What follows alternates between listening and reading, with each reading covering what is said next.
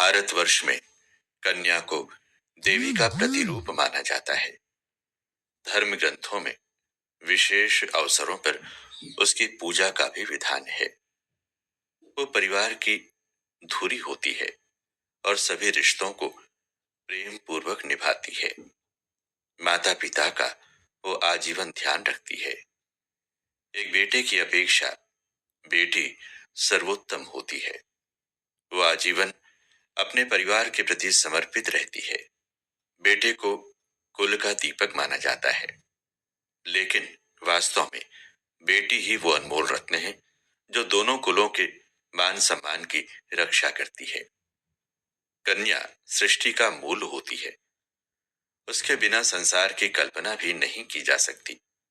घर परिवार को सजाना, संवारना और उन्हें सदैव सुख प्रदान करना उसका प्रमुख उद्देश्य होता है। बेटी का प्रतिपालन और संरक्षण हर मनुष्य का नैतिक दायित्व है। परिवार में बेटी के रहने से हर परिवार सुख समृद्धि का सदैव अनुभव करता है। बेटी अपने माता पिता को बहुत सम्मान प्रदान करती है। वो अपनी हर प्रगति को माता पिता को ही समर्पित करती है। धर्मशास्त्रों के अनुसार जिस परिवार में बेटी का अपमान होता है, वो परिवार जल्दी ही विनष्ट हो जाता है। अतएव अपने कुल की समृद्धि चाहने वाले प्रत्येक व्यक्ति को बेटी का मनोयोग से परिपालन करना चाहिए। धर्मशास्त्रकारों ने कन्या के प्रति सम्मान और सद्भावना व्यक्त की है और उसकी महत्ता और प्रतिष्ठा को स्वीकार किया है। महाभारत में कहा गया है कि बेटी में सर्वदा लक्ष्मी निवास करती है। मनु ने बेटी को पुत्र के समकक्ष माना है और उत्तराधिकारी भी स्वीकार किया है। नारद और बृहस्पति जैसे महर्षियों ने मनु के मत को समर्थन प्रदान किया है। पिता अपनी पुत्री को प्राण के समान समझता है। प्राचीन भारत में देवयानी अपने पिता का प्राण थी। द्रौपदी भी अपने पिता के लिए गर्व थी। बेटी के महत्व को समझते हुए प्राचीन धर्मशास्त्रकारों ने ये व्यवस्था दी थी कि बेटी के विवाह के पूर्व यदि पिता की मृत्यु हो जाती है तो उसके विवाह के लिए निश्चित संपत्ति सुरक्षित की जाए। विज्ञानेश्वर के अनुसार संपत्ति के विभाजन में बेटी का पूर्ण अधिकार होता था।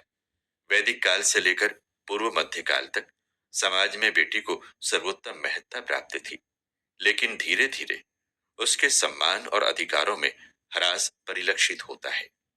वर्तमान समय में विज्ञान चमत्कार के साथ साथ बेटियों के लिए अभिशाप साबित हुआ था, जहां भ्रूण परीक्षण के माध्यम से कन्या को नष्ट कर दिया जाता था। इस भयावह स्थिति को देखते हुए भारत सरकार को कड़े नियम बनाने पड़े और भ्रूण परीक्षण को समाप्त कर दिया गया। कन्या प्रत्येक परिवार के लिए संजीवनी का काम करती है। प्रत्येक गृहस्थ का कर्तव्य है कि वो बेटी को पूर्ण संरक्षण प्रदान करते हुए औरों को भी प्रेरित करे, तो यही सही मायने में देवी आराधना होगी। जो व्यक्ति पुत्री के प्रति सहिष्णुता का भाव रखता है, उसे दैत्य तुल्य माना गया है। भारतवर्ष के इतिहास में अनेक ऐसे उदाहरण हैं जिसमें बेटियों ने स्वयं के साथ साथ परिवार, समाज और राष्ट्र को गौरवान्वित किया है। प्राचीन काल से लेकर आधुनिक काल तक अनेक उदाहरण मिलते हैं जिसमें पुत्रियों ने स्वयं के साथ साथ परिवार, समाज और राष्ट्र को गौरवान्वित किया है। जैसे सिकता, घोषा, मैत्रेयी, विजयलक्ष्मी पंडित, लता मंगेशकर, भारत कोकिला सरोजनी नायडू, पीटी उषा, सुनीता विलियम्स आदि इसके प्रत्यक्ष उदाहरण हैं। अतएव बेटी को परिवार, राष्ट्र का गौरव मानते हुए बिना किसी भेदभाव के उसका पालन पोषण और संरक्षण करना चाहिए और दूसरों को भी इस कार्य के लिए प्रेरित करना चाहिए। यही सबसे बड़ा मूल धर्म है।